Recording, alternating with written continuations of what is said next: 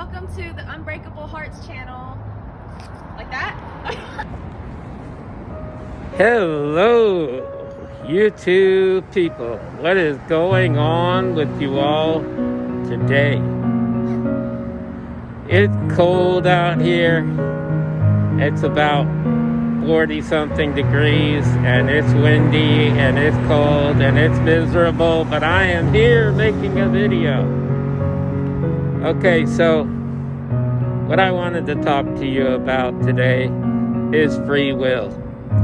You have to have free will in order to progress in your life. This is why my Father in the third heaven gives this to us. He allows us to make mistakes that we could learn from. It's all a healing and growing situation. You cannot grow and heal in my Father if you just walk upon the earth any old kind of way. You have to learn from Him how to go about your regular everyday life. And when we make mistakes, the only way to get back on track is to find our way back to the beginning of the two paths that we were given and try to restart and go in the right direction. And that is not the easiest thing on the planet to do. Sometimes we have to go through hoops and obstacles just to get back on the right track. Some people fake the funk. They act like they're something, that they're not, and they try to make it out like nothing's wrong, like they don't do nothing wrong, and that's not any way to go. Trust me, it's not. I have been there in my life. I have faked it all the way until I made it. Fake it till you make it. I've done things that are considerably wrong. But we all go through this process, and once you understand that God does not control, He doesn't control things. He allows you to make mistakes. Because if He was a controlling God, where would we be? Seriously, where would you be if your God was controlling everything from the outside? You wouldn't be anywhere. He does not control our decisions. We decide to do things that might get us messed up, but He allows you to do that in order to grow and to heal from those situations. So, if you're in that position and you feel like, oh, woe is me, the world is against me, God doesn't like me, He hates me, just like Bruce Almighty, when he said that God had a magnifying glass on him and wanted to catch him on fire or whatever. You start feeling that way towards yourself, and you lose the whole concept of it, because you are supposed to learn from your mistakes. This is how we grow, and this is how we heal. So, to get back with that, I've had situations in my lifetime many times where I could have, should have, but didn't do. And then I had to learn from those mistakes and decisions.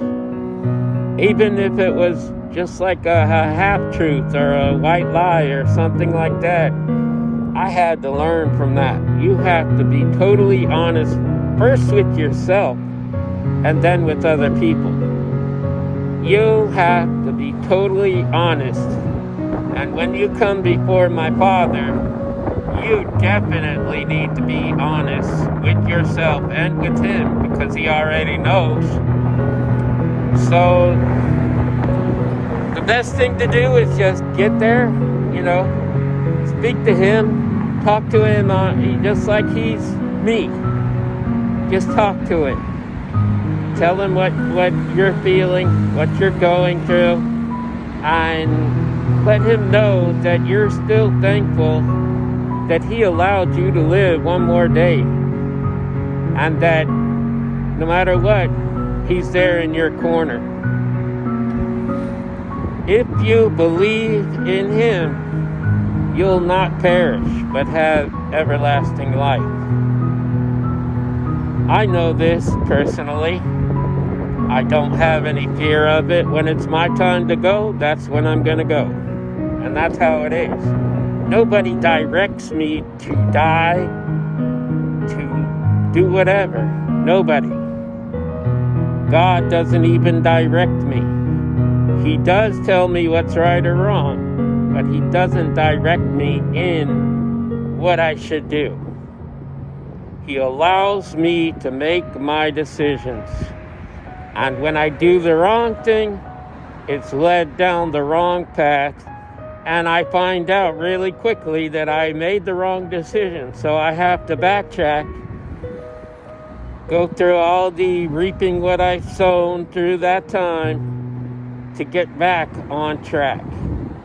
And I usually find out pretty fast where I went wrong. And I go back and I redo everything that was done wrong. Everything. So you have to kind of do that if you're wanting to change your life. Because if you're going through something tremendous right now, let's just say you're reaping what you've sown. You're going to have a point in time where you come out of that. But if you do wrong during that time, you're just going to keep going over and over and over again. So it's better to stop whatever it is that you're doing and go back on the right path. Once you start going the right path, you're going to see your life changing right before your eyes, and you don't have to pay for anything from that point on. And it's going to feel good. Trust me, it's going to feel real good. So this is what you want to do. But my Father, like I said, we say he sees everything, just like he's sitting on the throne watching us all. It's not exactly like that. That's why he puts angels in charge of you. Your angels report to him and let him know how you are progressing, bad or good, whatever you're doing that's right or wrong.